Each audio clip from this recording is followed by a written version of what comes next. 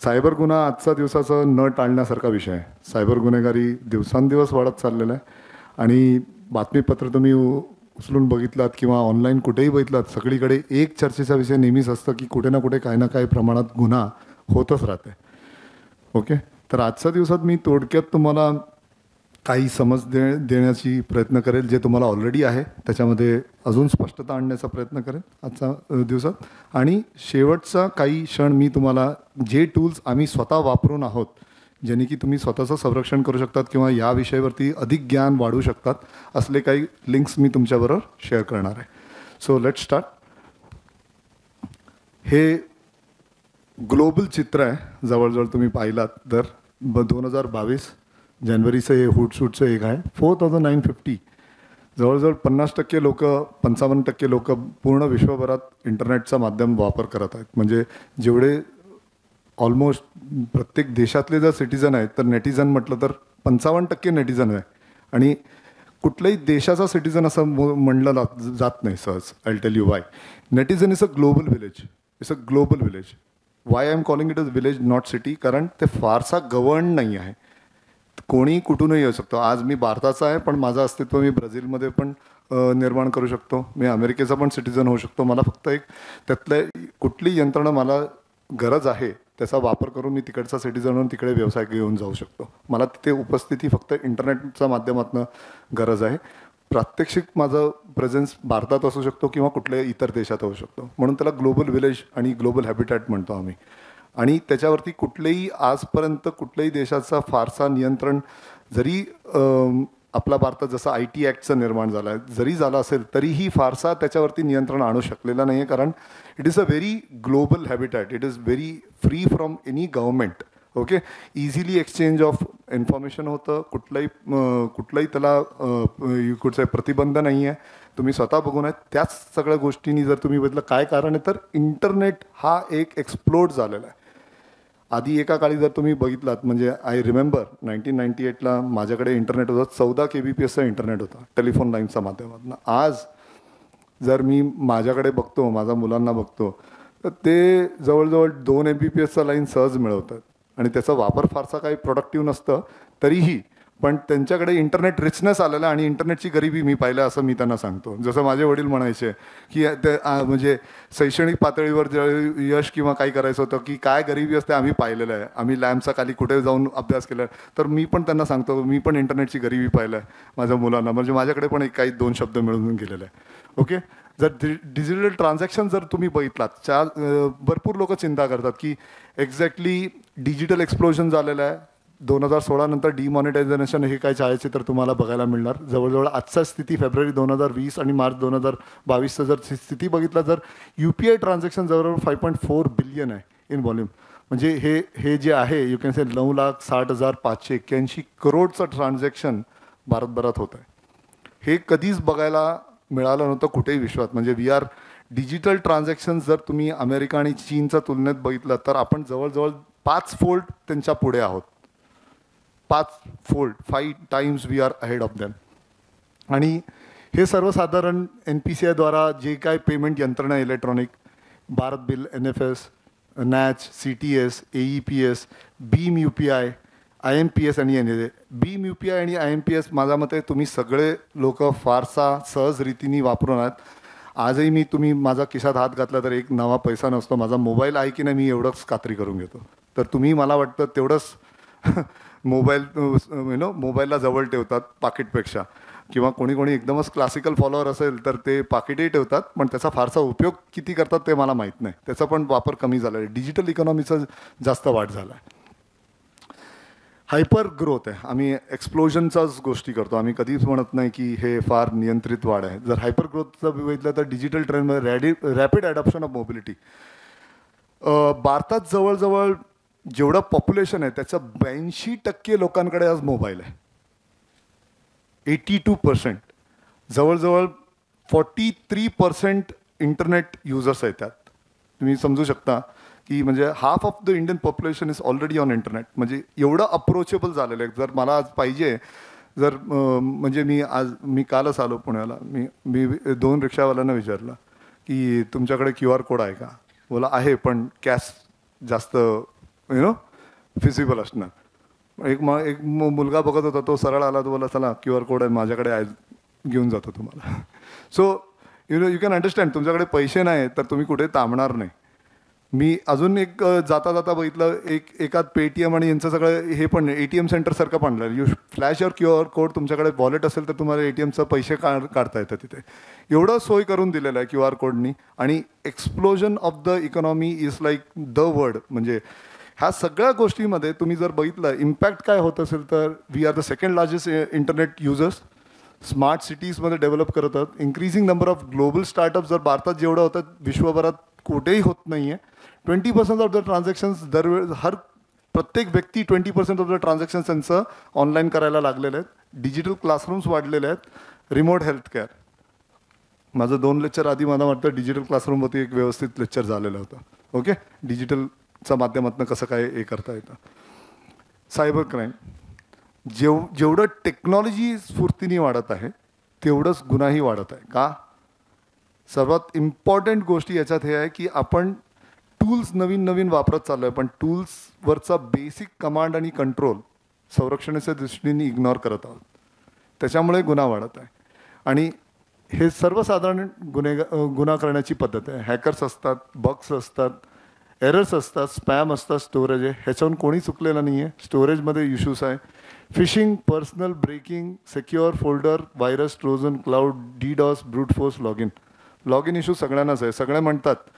आज प्रत्येक व्यक्ती मला वाटतं किमान 5 लॉग इन पासवर्डचे मालिक असतील. आणि सगळे आमच्यासारख्या तज्ज्ञाला येऊन सांगणं फार सोपं आहे की टूथब्रश वर्षातनं तुम्ही एकदा तरी बदलतात, पासवर्ड पण एकदा तरी बदला. पण ठीक आहे, 5चं प्रमाण झाल्यानंतर ते पासवर्ड एकापुरता मर्यादित नसतं. किती? It is into 2.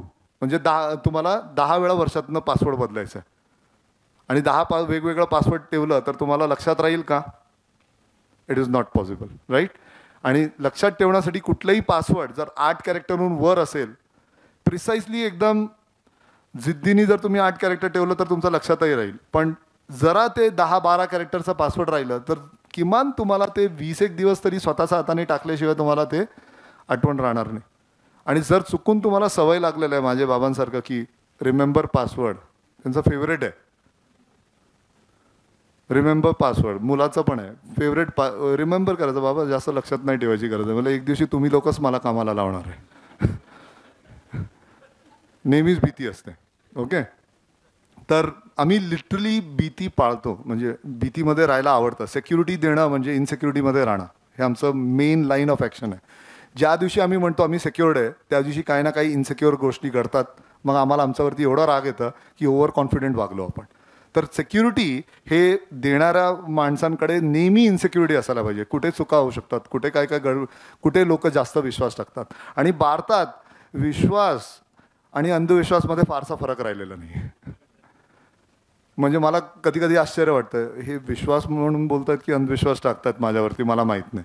आणि कुठे मी यांना चुकवेल, कुठे मी यांच्यासाठी घातक ठरेल, किंवा कुठल्या गोष्टी कुठलं टेक्नॉलॉजी यांच्यावरती उपद्रव म्हणून उभा राहील आणि ह्याच्यातनं त्यांना बाहेर काढता येईल का, स्वतःला निघता येईल का, इथपासनं सगळ्याच गोष्टी चालू असतात डोक्यात. तेव्हा मग त्या गोष्टी चालू असताना मग आम्ही लेक्चरही देत असतो इकडे मागे सिक्युरिटी लावून. हे सर्वसामान्य माणसांबरोबर होणारी आहे. Identity theft. आज तुम्ही बसलेले एकही जण या गोष्टीतून चुकलेला नाही आहे. जर कोणीतरी समजत असेल की तुमचं आयडेंटिटी सेफ आहे किंवा तुमच्याबरोबर हे घडलेलं नाही, तर हे फार गोड गैरसमजमध्ये आहे तुम्ही. ओके, कारण आज तुमचं आयडेंटिटी थेफ्ट, एक साधा उदाहरण देतो. तुम्ही आज गुगलमध्ये अँड्रॉइड फोन घेतल्यानंतर सर्वात आधी तुम्हाला तुमचं डिजिटल आयडेंटिटी क्रिएट करावं लागतं ईमेलच्या माध्यमातून. आणि ते रजिस्टर केल्याशिवाय पुढे कुठेही जाता येत नाही. बरोबर आहे? आणि मग त्यानंतर कुठलंही ॲप्लिकेशन तुम्हाला डाउनलोड करायचं आहे तर त्या आयडेंटिटीशिवाय तुम्हाला काही नाही. तुम्ही विकास नाईक म्हणून 10 वेळा ओरडलं तरी विकास नाईकला कोणी घास घालणार नाही. तिथे जाणार ईमेल सबमिट कर, आधी फोन नंबर सबमिट कर, त्यानंतर मी बघेल. Okay, this a very easiest way of identity theft. Computer fraud. दिवसादिवस तुम्ही बघत असणार काही ना काही प्रकारचे फ्रॉड होतातच. कोणाला तरी RBIचं इन्कम टॅक्स रिटर्नबद्दल असणार, RBIचं काहीतरी मेजर पैसा तुमच्याकडे पुरकानी काहीतरी सोडून गेलेलं त्याचे समज दिलेले असते. KBC चालू असताना बरेच काही गोष्टी KBC लेवलचा फ्रॉड असतं. पार्सल फ्रॉड येतात.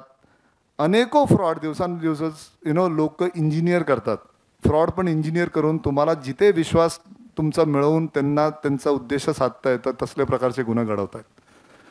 प्रायव्हसी ब्रीच सांगायची गरज नाही, तुमचे सगळेच घेऊन टाकतात. आज ॲप्लिकेशन म्हटलात तर ते म्हणणार तुमचा फोन नंबर घेऊ, तुमचा SMS चा अधिकार घेऊ, फोन कॉलिंगचा अधिकार घेऊ, हां तुमचं फोटो गॅलरी पाहिजे, तुम्ही कोणाशी किती बोलताय, तुमच्या मोबाईल फोनमध्ये किती ॲप्लिकेशन आहे, हे सगळं दिल्याशिवाय आम्ही तुमच्या फोनमध्ये येणार नाही. आणि तुम्ही म्हणतात आय एग्री. मी एकच नेहमी सांगतो, दारावर कोणीतरी टकटक केलं सेल्समॅन आणि सांगतो आमच्याकडे हे प्रॉडक्ट आहे, विकत घेणार का? तुम्ही म्हणणार हो. मग तो बोलतो एक काम करा, तुमचा फॅमिलीचा सगळा अल्बम आणा बरं, तुमचं टेलिफोन डायरी आणा बरं, हां हे सगळंच द्या आणि मी केव्हा पाहिजे त्यावेळी तुमचं एक डुप्लिकेट चावी पण द्या, म्हणजे मी कधी पण येऊन तुमच्या घरात बसू शकतो. तर तुम्ही त्याला आत येऊ देणार का? तिथे तुम्ही सतर्कता बाळगणार. आणि इथे ज्यावेळी ॲप्लिकेशन आहे ना, काहीच बिघडत नाही आणि सगळं तिकडनंच बिघडायला सुरू होतं. ओके. इलेक्ट्रॉनिक मनी लॉन्ड्रिंग भरपूर चाललेलं आहे आजच्या दिवसात. मनी म्युलिंग कन्सेप्ट म्हणून एक आहे. बरेच ठिकाणी लोक एका माणसाला म्हणजे जिथे भाड्याने राहायला जातात किंवा एका कोणाला तरी विश्वासूला सांगतात अंकल मेरा पैसा आने वाला है, आपके पास आने दो, मेरे को प्रॉब्लम है, इतना इनकम टैक्स नहीं बनेगा, आपका इनकम टैक्स कम है, आपको उसमें से मैं 20% दे दूंगा. Uncle is very happy. Uncle म्हणतात ठीक आहे बाबा, माझा अकाउंट नंबर घे, येऊ दे पैसे, मला पैसे कापूनच द्यायचं. त्याच्यानंतर कळलं पोलीस त्यांच्या दारात आले. हे पण भरपूर घडतात. इलेक्ट्रॉनिक फंड ट्रान्सफर मागच्याच रविवारची गोष्ट आहे. रविवार होता, मला वाटलं होतं मला सुट्टी आहे. मग एक कॉल आला, 1.25 कोटी कुठलं तरी इंडस्ट्रियलिस्टला गेलं मुंबईचं. फार्मा कंपनी होती, कळत नकळत काही शेअर नाही केलं तरी 1.25 कोटी गेले त्याचे. त्याच्यानंतर आम्ही इन्व्हेस्टिगेट केलं. त्या समोरचा व्यक्ती फार रिसोर्सफुल होता. त्यांनी सगळ्याच अपोजिट बँकाचं सगळं माहिती घेतली. त्यांनी सगळं समज घेतल्यानंतर त्याला माहिती होतं की या माणसाकडे पैसे गेलेले आहे. त्यांनी तितपत माहिती आणून माझ्याकडे पुरवलं होतं, साहेब आता पैसे मिळणार का? मला प्रयत्न करू. बोला अरे मी एवढं माहिती आल्यावर प्रयत्न करू. मला त्यांच्याकडे किती बॅलन्स आहे ते तरी बघितलं का? तर बॅलन्स बघितलं तर 1.25 कोटीचं 1.5 हजारच होते चौघांचा बँकमध्ये. मग त्याचा उत्साह जो होता, होप्स होता, ते टोटली गेला. पण आम्ही त्यांना सरळ सांगितलं तुमचा पैसा सुरक्षित आहे, तुमचा पैसा येणार. त्यावर त्यांना अजिबात विश्वास पटलेला नाही. शेवटच्या स्लाईडमध्ये मी तुम्हाला त्याचा उपाय सांगतो. ATM फ्रॉड आजकाल कमी झालेला आहे, एका काळी भरपूर झालेला आहे. तुमच्याच पुण्यात भरपूर मोठा एक ATM फ्रॉड झाला, ते कॉस्मॉस बँक बरोबर आहे. ओके. त्याच्यानंतर सगळेच अलर्ट झाले. ओके. पण एक मात्र नक्की, भारतात सिक्युरिटीबद्दल तुम्ही कितीही बोला, कुठल्याही गोष्टी, सिक्युरिटी असो, लॉ असो, काही असो, जोपर्यंत चटका बसत नाही तोपर्यंत कोणी कोणाला चटका कोणाला फटका बसवलेला हे कोणी शिकत नाही. हे मात्र नक्की आहे. आपण भरपूर शिकलेले लोक आहे, पण अज्ञान भरपूर बाळवतो आपलं दैनंदिन कामात. शेअरिंग कॉपीरायटेड फाईल्स अँड डेटा, हे तर समोरच्याची काही किंमतच नाही मेहनतीचं. माझ्याकडे एक डिजिटल कॉपी आलं, गावभरात मी पसरवणार, अरे माझ्याकडे एक कॉपी आहे, तू कशाला विकत घेतोस? PDF आहे, घेऊन टाक. म्हणजे लेखक ते लिहून ठेवतात सगळे, त्यांना अपेक्षा असतं इकडनं काहीतरी रॉयल्टी मिळेल. तुम्ही रॉयल्टीवरती सगळं सॉल्टीनेस टाकून मोकळे होतात. स्पॅम, आज कुठेही तुम्ही गेला तर ईमेल हा तुमचा मेजर एक आयडेंटिटी आहे, इंटरनेट आयडेंटिटी. त्याच्याशिवाय तुम्हाला एंट्री मिळत नाही. त्याच्यामध्ये तुम्ही बघितलं तर जवळजवळ जिथे जिथे वेबसाईटमध्ये तुम्ही तुमचा ईमेल नोंदवता त्याच्या माध्यमातून त्याचं इन्फ्लुएन्स वेबसाईट असतं, त्याच्या सगळं रजिस्टर होऊन प्रत्येक ठिकाणी तुम्हाला स्पॅम्स येतात. हे अजूनही भरपूर मेहनतीने ते लोक कट डाऊन करायचा प्रयत्न करतात, पण फारसा यश मिळालेलं नाही. डिनायल ऑफ सर्व्हिस अटॅक हे फार वरचा लेवलचा अटॅक आहे. तुम्ही कुठलं तरी सेवा घ्यायला जातात, तुम्हाला कळतच नाही ते अटॅक झालेलं आहे की सर्व्हर वीक आहे म्हणून जातात. इंडियामध्ये एक वेगळा समज आहे की आपल्याकडे टेक्नॉलॉजी एवढं काय फारसा चांगला नाहीच आहे, तर त्यामुळे बंद झालं ठीक आहे, 2 तासानंतर येऊन परत बघून घे. पण फॉरेनमध्ये तसं नाही, ब्लॅकआउट होऊन जातं, आउटरेज होऊन जातं, त्यांचं आर्थिक नुकसान फार वेगळ्यावरती येतं. 2021मध्ये अमेरिकामध्ये लिटरली ब्लॅकआउट झालेलं, त्यावेळी त्या लोकांनी कितीतरी हजारो डॉलरचं नुकसान दाखवलं. आपल्या इंडियामध्ये सेमी ऑटोमॅटिक माइंडसेट आहे, हे नाही चालत, कागदपत्र सुरू. आपल्याला टेक्नॉलॉजी फारसा काही गोष्टी थांबवू नये, पण पुढचा येणारा जे जनरेशन आहे ते लोक टेक्नॉलॉजिकल डिपेंडंट भरपूर आहेत. आपण जरी नसलो तरी, आपण आजही बँकेत एखादा चक्कर तरी मारतो, ते बिलकुल जात नाही कुठे, ते मोबाईलवरती सगळं हाताळतात. राईट फ्रॉम तुम्ही आज बघितलात, तुम्ही डिजिटली एवढी ॲडिक्शन आहे तुम्हाला की सकाळी सुरू झाल्यानंतर पहिला हातात मोबाईल असतं, चहाचा कप नसतं. तुम्हाला हे नेहमीच एक एन्झायटी असते की मोबाईलमध्ये काय आलं आहे का, चुकलं आहे का, आपल्याकडनं काय चुकून राहून गेलं आहे का. हे कुठे ना कुठे मॅक्झिमम 70 to 80% लोक एवढे ॲडिक्टेड आहे. मॅक्झिमम लोक मोबाईलद्वारे सगळं. आता मी येताना इकडे येताना उबरच घेऊन आलो आहे. मी काही रिक्षावाल्याकडे गेलो नाही, बाहेर थांबलो नाही, कुठे हात दाखवलो नाही. घरच्या आरामातच मी सगळं बोलून घेतलं आणि मी चाललो आहे. नाश्ताही माझा घरापर्यंत चाललेला आहे. तर it is become the necessity of life now days. It is become routine of life. ह्याच्यामध्ये आधी होतं ना रोटी कपडा मकान. आता internet with mobile also is become a very routine. रोटी कपडा मकान और टेक्नॉलॉजी वो भी मोबाईल विथ इंटरनेट. हे जरा सायबर गुन्हा इंडियाचा जे आहे हे चित्र आहे. जरा तुम्ही बघितलात सर्वात हायेस्ट स्टेट जिथे क्राईम आहे हे सगळं रजिस्टर होता ऑफिशियली. अनऑफिशियल गोष्टी आम्हाला सांगता येत नाही, पण ह्याचं कित्येक पट जास्त आहे. उत्तर प्रदेश सर्वात हायेस्ट आहे, कर्नाटक सेकंड आहे, महाराष्ट्र आणि तेलंगणा हे 4 स्टेट्सच मॅक्झिमम आहे. आत्ता सध्या स्थितीला आसाम पण आलेलं आहे बिकॉज ऑफ क्रॉस बॉर्डर त्यांच्याकडे इंटरव्हेन्शन आणि त्यांच्याकडे जे काय टेररिस्ट ॲक्टिव्हिटीज आहे त्याच्यामध्ये भरपूर त्यांना फंड्सची जी गरज आहे ते इंटरनेटच्या माध्यमातून पोहोचतं. आजचा देखा जर तुम्ही या 3 स्टेटकडनं जेवढे पैसे लुबाडले जातात ऑनलाईन फ्रॉडमध्ये, हे सगळं मॅक्झिमम ज्यावेळी आम्ही ट्रेस आउट करतो सगळीकडे. आधी ते जमताडा म्हणून काहीतरी एक गाव होतं फ्रॉड करण्यासाठी, आता ते आसामला सगळं फंड होतं. मॅक्झिमम सगळे युजर्स आसाममध्ये सापडलं जातं. ओके,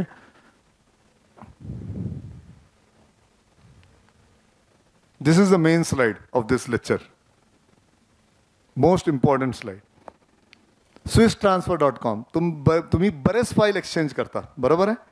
तुम्हाला हे माहिती आहे का, फाईल जेवढी तुम्ही तुमच्याकडनं एक फाईल दुसऱ्याकडे ट्रान्सफर करता दुसऱ्या कुठल्याही माध्यमातनं, हे फारसा गोष्टी सिक्युअर्ड नसतं. हे त्यांचा रिपॉझिटरीमध्ये उपस्थित असतं आणि कोणीही तिकडनं अवेलेबल करू शकतो गुगल सर्च करून, आणि तिकडनं ते लोक डाउनलोड करू शकतात. म्हणजे तुमचं जर एखादं एकदमच खाजगी इम्पॉर्टंट फाईल आहे आणि ते तुम्ही साध्या फाईल ट्रान्सफरवरून पाठवलं तर ते चोरी व्हायला वेळ लागणार नाही.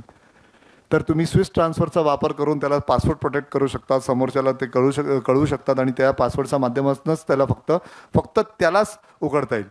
त्या व्यक्तीने जर स्वतः न उघडता दुसऱ्या कोणाला तरी पाठवलं तर ते तुम्हाला लगेच इथे अलर्ट पाठवतं की हा माणसाने पुढे पण पाठवलं आहे. ओके, ते तुम्हाला त्याला ॲक्सेस द्यायचं आहे की नाही द्यायचं ते तुम्ही कंट्रोल करू शकता. So this is one of the very useful tool जर तुम्ही फाईल ट्रान्सफर्समध्ये जास्त खेळतात. एस्पेशली आजकाल फाईल ट्रान्सफरचा सर्वात कॉमन प्लॅटफॉर्म काय आहे, व्हॉट्सॲप. निकालो फोटो निकालो बेच दो, एंड टू एंड एन्क्रिप्शन. ते फक्त ट्रान्झॅक्शन गॅरंटी देतात, स्टोरेज गॅरंटी नाही देत. 2SDR हे तर तुम्ही सगळ्यांनी लिहूनच घ्या. इंटरनेटमध्ये ईमेलमध्ये तुम्ही कुठल्या वेबसाईटमध्ये रजिस्टर्ड आहेत आणि कुठला वेबसाईट तुम्हाला काय धोका देते ह्याचा सगळा समज तुम्हाला या वेबसाईटवरून मिळणार. साधं तुमचं ॲमेझॉनचं अकाउंट, ॲमेझॉन तुमचा ईमेल अकाउंट नंबर कुठल्या पद्धतीने वापरताय, तुमच्यासाठी काय हानिकारक असू शकते सगळं समज या वेबसाईटमध्ये आहे. तुम्ही जे वेबसाईट टाकणार त्या वेबसाईटचं टर्म्स ऑफ कंडिशन काय आहे आणि ते तुमच्या हिताचं आहे की तुमचा अगेन्स्ट आहे त्याची समज एकदम क्रिस्प इन्फॉर्मेशन तुमच्या समोर आणते. बग मी नॉट, मला त्रास नको देऊ, डू नॉट डिस्टर्ब सारखं आहे. ओके, तुमचा ईमेल त्याच्यात टाका, तुम्ही त्याच्यामध्ये रजिस्टर करा आणि ते सांगणार की तुम्हाला कुठले वेबसाईट्स त्रास देऊ शकतात किंवा त्रास देत आहेत. तुम्ही त्याच्यात रजिस्टर करून त्याला एक करून डिसेबल करू शकतात. आपण असं लक्षात राहत नाही की हे आपल्याला कशाला स्पॅम पाठवत आहेत किंवा एवढं माहिती का पुरवत आहेत. एका काळी आपल्याला काहीतरी माहिती पाहिजे असतं, ईमेल टाकल्याशिवाय ते माहिती मिळवता येत नसतं, म्हणून आम्ही ईमेल आणि मोबाईल नंबर टाकून मोकळे होतो. मग त्यानंतर त्याचा आपल्याला त्रासदायक होतो कारण त्याचा उपयोग संपलेला असतो पण त्याच्यातनं बाहेर निघता येत नाही. तर हे एक वेबसाईट तुम्हाला त्यातनं बाहेर निघायचा एक पर्यायी मार्ग आहे. व्हायरस टोटल, कुठल्याही फाईल येतात तुम्ही दडदड फॉरवर्ड करून टाकतात, दडदड उघडतात. कॉन्फिडन्स आहे, विश्वास जास्त आहे, अंधविश्वास पण आहे, बरोबर आहे. व्हायरस टोटल एक सर्वसाधारण एक असं हत्यार आहे ज्याचा फाईल URL एकदा तुम्ही टाका आणि त्याच्यामध्ये काहीतरी गडबड असेल तर ते तुम्हाला सांगून देतं की हे फाईल ट्रोजन आहे, हे गोष्टीमध्ये असं काहीतरी आहे. बरं, तुमचा मोबाईलमध्ये तुम्ही सुरक्षा दृष्टीने काहीतरी जर लावलेलं नसाल तर मी 8व्या नंबर हे अजून एक सॉफ्टवेअर सांगेल ते नक्कीच डाउनलोड करून घ्या तुम्ही. डुप्लिकॅटी सर्वात जास्त त्रास मोबाईल हरवल्यानंतर किंवा मोबाईल बिघडल्यानंतर होतं. आपला डेटा आपल्या हाताशी नसतं, बरोबर आहे, किंवा आपला लॅपटॉप किंवा कुठलाही डेटा हरवण्याचं जास्त दुःख असतं. म्हणजे मी ज्यावेळी पोलीसमध्ये फार जवळून काम करत होतो माझ्याकडे असं लोक सर मोबाईल फार इम्पॉर्टंट नाही, माझा डेटा फार इम्पॉर्टंट आहे. मग मी म्हणलं डेटा एवढंच इम्पॉर्टंट होतं, बॅकअप का नाही घेतला. मग तसलं शहाणपण कोणाला आवडत नाही ज्यावेळी ते दुःखात असतात. ते म्हणतात ते हा वरचढ अजून तुम्हीच राहिलं होतं बोलायला. मी म्हणलं हो थँक्यू. मला चुकीच्या वेळी तुम्हाला ज्ञान दिलं. तर डुप्लिकाटी हे एक उपाय आहे. तुम्ही तुमच्या सगळे वेबसाईट्स हे आणि ह्याचा ॲडव्हान्टेज काय, हे पण एन्क्रिप्टेड डेटा आहे. हे फक्त तुमच्यापर्यंतच राहणार. कोणी तुमचा डेटा लीक करू शकत नाही. जर अनलेस अनटिल तुम्ही स्वतःहून पासवर्ड म्हणजे माझा वडील आणि माझ्या मुलासारखं तुम्हाला पासवर्ड सेव्ह करायची सवय असेल तर त्यांना मिळेल, तर ते करू नका. ओके. आणि जरी करायचं असेल पासवर्ड मॅनेजर म्हणून एक प्रकार असतो, त्याचा वापर करत जा. हे डुप्लिकाटी एक सगळं फाईल स्टोरेजसाठी आहे. तुमचा मोबाईल, तुमचं इंटरनेट, तुमचं लॅपटॉप ह्यातले सगळे डेटा तुम्ही त्याच्यामध्ये स्टोअर करू शकता. जरी मोबाईल फोन आणि किंवा काय हरवलं तरी डेटा कुठे जाणार नाही. ह्याचा अर्थ हे नाही की तुम्ही बिंदास मोबाईल हरवा. ते तुमच्यावर आहे, तुमच्या आर्थिक कॅपॅसिटीवर आहे. जर चेंज करायचं मन आलेलं असेल आणि हरवायचं जरा आनंद घ्यायचा असेल, पोलिसांकडे देऊन त्रास काय अनुभव घ्यायचा असेल तर तुम्ही नक्कीच करू शकता. Okay. Have I been pond हे वेबसाईट सगळ्यांनी आजच्या दिवसात किमान हे वेबसाईट वापरा. तुमचा ईमेल आय डी आणि मोबाईल नंबर टाकून बघा आणि बघा की कुठला वेबसाईट किंवा कुठल्या ॲप्लिकेशनच्या माध्यमातून तुमचं हे ईमेल सगळं नुकसान झालेलं आहे. तर ते जर तुम्ही बघितलात हॅव आय बीन पॉन्ड हे, तर तुम्ही सवयच लावा. दर महिन्याला एकदा तरी तुम्ही चेक करत राहा. आणि जर झालेलं आहे तर तातडीने त्याच्यावरती त्यांनी काय उपाय दिले त्याचं फॉलोइंग करून तुमचा सुरक्षेचा रोल प्ले करा. हे जे काय माहिती मी देत आहे हे सहजरूपीने भरपूर इझिली अवेलेबल security.org आहे. हे इंटरनॅशनल कम्युनिटी आहे, NGO सारखंच आहे. सगळे एक्सपर्ट्स आमच्यासारखे त्याच्यात रजिस्टर्ड आहेत. कुठला ना कुठला उपाययोजना सगळं सांगत असतात. कुठलं टेक्नॉलॉजिकल अडचणी जे येत राहतं माणसांना त्याबद्दलचा आम्ही समज देऊन असतो ह्याच्यात. तर हे पण तुम्ही जर तुम्हाला फारसा सायबर सिक्युरिटीबद्दल तर मला उत्साह असेल, शिकायचं असेल तर तुम्ही security.org तुम्ही रजिस्टर करू शकतात. तुम्ही कधीतरी ॲमेझॉनमध्ये व्हिजिट केलेलं असतात, फ्लिपकार्टमध्ये व्हिजिट केलं असतात, कुठलं तरी शॉपिंग साईटमध्ये व्हिजिट केलेलं असतात, बरोबर आहे. त्यातला कुठलं तरी एक प्रॉडक्ट बघितलेलं असतात आणि सडनली तुम्हाला कळतं की कुठेही वेबसाईटमध्ये तुम्ही गेलं तर तेच प्रॉडक्ट सारखं येतं. मी एकदा असंच चुकून माझी फॅमिली, मी फारसा पिक्चर बघत नाही, पण जेव्हा पण कधीतरी मी टी व्ही समोर येतो काय ना काय मला एक्झाम्पल्सच मिळतं लेक्चरसाठी. तर त्यावेळी रौडी राठोड चालू होता. तर रौडी राठोडमध्ये अक्षय कुमार फार त्याचा प्रेझेन्स, सायकोलॉजिकल प्रेझेन्स बनवायचा प्रयत्न करतो सोनाक्षीकडे. आणि म्हणजे कुठे पण ती बघितलं तर तिला अक्षय कुमारच दिसतं आणि दुसऱ्या क्षणाला तो दुसरा माणूस असतो. तिला असं पोर्ट्रे करायचं समज देतो की बाबा तुझ्या मनात मीच आहे. आणि तिला शंका बसते, माझा हा माणूस कधीच माझ्या आयुष्यात नाही, काहीच रोल नाही, संबंध नाही, तरी पण हा मला सारखं का दिसतोय. आणि मग तो येऊन इझिली ते त्याला जे साधायचं असतं उद्देश तो साधून मोकळा होतो. गुन्हेगार पण तसेच असतात. तुम्ही कुठेतरी असता, तुमचा डेटा विजिबली ओपन असतं. हे डेटा त्यांचा त्यांना त्यांच्यापर्यंत पोचलेलं असतं वेगवेगळ्या माध्यमातून. ते काय करतात, तुम्ही कुठल्या वेबसाईटला गेलं तर ते तुमच्याकडे ते समोरासमोर तेच शू, तेच ड्रेस काही ना काही तुम्हाला फ्लॅश करत राहतं आणि तुम्हाला मग असं वाटतं की एकदा घेऊनच संपवून टाकूया. एवढं स्वस्त मिळायलाच लागलं. काही स्वस्त नसतं. इनफॅक्ट ते 4 पैसे जास्त वाढवून पण दिलेलं असतं. पण तुमच्या मनात असं आहे की समोरून 35% डिस्काउंट, 65% डिस्काउंट, त्या डिस्काउंटचा आकडीवरतीच तुमचा फोकस असतो, कारण तेच मोठं टळक असतं, बाकी कमी असतात. ओके. तर तुम्ही घेऊन मोकळे होतात. जर त्याच्यातनं वाचायचं असेल तर तुम्ही तुमचा प्रायव्हेट DNSमध्ये, तुमचा मोबाईलमध्ये प्रायव्हेट DNS म्हणून सर्च करा सेटिंग्समध्ये जाऊन. आणि DNS.AdGuard हे तुम्ही सर्च केल्यानंतर हे तुम्ही रजिस्टर केला तर असले अनवॉन्टेड ॲड्स जे आहे किंवा जे काय फॉर्ज करून तुम्हाला ॲड्स करून तुम्हाला डायव्हर्ट करतात शॉपिंगकडे, हे सगळं थांबून जाईल. म्हणजे अनवॉन्टेड तुम्हाला वेबसाईट्सवरती ॲड आणि ॲड टू कन्व्हर्जन हे रेशो तुमचा फार कमी होतं. तर हे तुम्ही नक्कीच करा. आणि एक सोफोस इंटरसेप्ट नावाचं एक ॲप्लिकेशन आहे, ते नक्कीच तुम्ही टाका. तुमच्या उपस्थित ॲप्लिकेशनला ते दर 5 दिवसांनी 6 दिवसांनी स्कॅन करत असतं किंवा जेव्हा जेव्हा अपडेट्स येतात त्या ॲप्लिकेशनमध्ये ते स्कॅन करून सांगतं की ह्याच्यामध्ये काय रोग फाईल्स आहे का, ह्याच्यामध्ये काहीतरी मेलिशियस काही गोष्टी घडत आहेत का ज्याने की तुम्हाला नुकसान होऊ शकतं. आणि शक्यतो जसं सगळेच म्हणतात प्ले स्टोअर आणि या माध्यमातूनच तुम्ही तुमचं ॲप्लिकेशन्स डाउनलोड करा. त्याच्याहून जास्त तुम्ही स्वतःचा रिसर्च पण करा, त्याचं रेटिंग्स बघा, त्याच्यामध्ये सगळं बघा पॉप्युलॅरिटी काय आहे काय नाही आहे. इंटरनेटमध्ये पण जाऊन तुम्ही सर्च करा, कारण मोबाईलमध्ये सर्च केल्यानंतर पॉझिटिव्हिटी, ते स्क्रीन लहान असल्यामुळे मॅक्झिमम तुम्ही जास्त वाचत नाही. जेवढे ते लोक दाखवायचा प्रयत्न करतात त्यापुरता मर्यादित वाचतात आणि तिथे फसवणूक होण्याची जास्ती संभावना आहे. Okay. So my 2 favourite words which I always say, Sophos Intercept. INTERXEPT.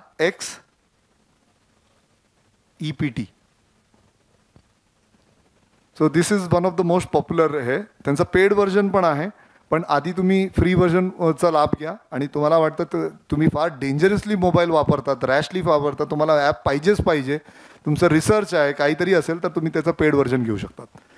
हे सगळे जे काय मी दिलेलं आहे हे सगळं फ्री ऑफ कॉस्ट आहे. याचा एकही पैसा द्यायची गरज नाही तुम्हाला. आणि ह्याच्याहून पण अधिक असणार तर त्याचा आम्ही म्हणजे वेळोवेळी जसं वेळ मिळेल तुम्ही आमचा आता एक नवीन एक ऑर्गनायझेशन आम्ही उघडलेलं आहे अप्रायझॉल म्हणून. It is appraising what we are bringing the information security. आणि त्याचं निकनेम आहे युअर्स, म्हणजे तुम्ही युअर सिक्युरिटी म्हणून आम्ही आमचा पंचलाईन आहे. ते पण आम्ही लवकरात लवकर सुरू करत आहोत, ज्याने की आम्ही कॉमन मॅनपर्यंत सर्वसाधारण एकदम सोपं उपायजनक सगळ्या गोष्टी तुमच्यापर्यंत पोहोचू शकू. Okay, so this is all from my side. Thank you.